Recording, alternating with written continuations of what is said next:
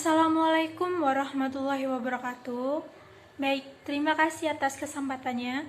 Perkenalkan, nama saya Siti Nurlailah dengan NIM 2019-210588. Berikut ini saya akan melanjutkan presentasi dari rekan saya yang bermateri yaitu inovasi dalam komunikasi organisasi.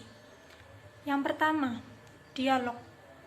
Dialog adalah proses komunikasi kelompok yang di dalamnya orang-orang menciptakan aliran makna yang memungkinkan mereka saling memahami dan berbagi sudut pandang.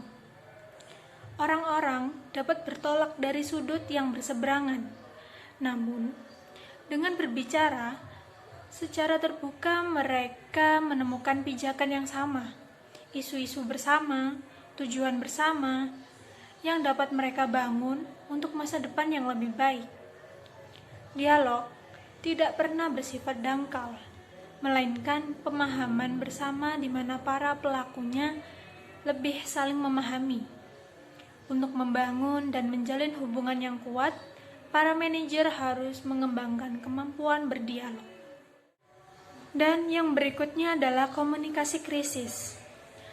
Selama beberapa tahun terakhir, banyaknya jumlah dan cakupan krisis menjadikan komunikasi sebagai tugas lebih menantang bagi para manajer. Organisasi-organisasi menghadapi banyak krisis kecil setiap hari, seperti tuduhan diskriminasi, ras, kekerasan, kebakaran di pabrik, atau wabah flu.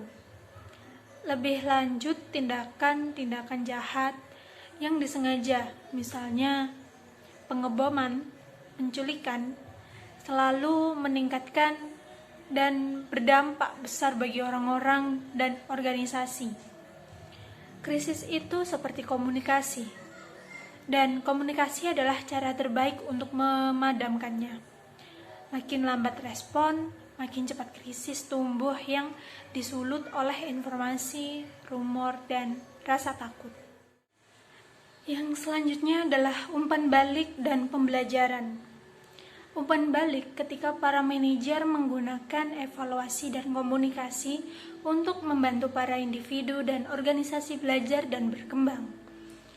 Umpan balik memungkinkan para manajer untuk mengetahui jika mereka telah berhasil dalam komunikasi dengan orang lain.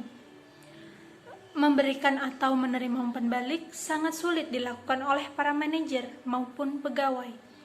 Namun, menghadapi umpan balik, mereka kehilangan peluang berharga untuk membantu satu sama lain dalam belajar, membangun, dan berkembang. Para manajer yang sukses memfokuskan umpan balik mereka untuk membantu mengembangkan kemampuan para bawahan. Dan yang terakhir adalah iklim kepercayaan dan keterbukaan. Komunikasi dan dialog secara terbuka adalah dapat mendorong orang-orang untuk berkomunikasi dengan jujur. Para bawahan akan merasa lebih leluasa dalam mengungkapkan pesan-pesan negatif maupun positif, tanpa mengkhawatirkan hukuman. Baik, itu saja yang dapat saya sampaikan. Bila ada salah kata atau kurangnya, mohon berkenan untuk memaafkannya. Terima kasih. Wassalamualaikum warahmatullahi wabarakatuh. Apa yang dimaksud dialog? Dialog adalah proses komunikasi kelompok yang di dalamnya orang-orang menciptakan aliran makna yang memungkinkan mereka saling memahami dari berbagai sudut pandang. Upaya apa yang dikembangkan para pegawai untuk mengembangkan keahlian interpersonal? Pertama, kejujuran, keterbukaan, kepercayaan. Kedua, manajer harus mengembangkan saluran komunikasi formal. Ketiga, manajer harus mendorong saluran berganda. Dan yang terakhir, struktur harus cocok dengan saluran kebutuhan komunikasi.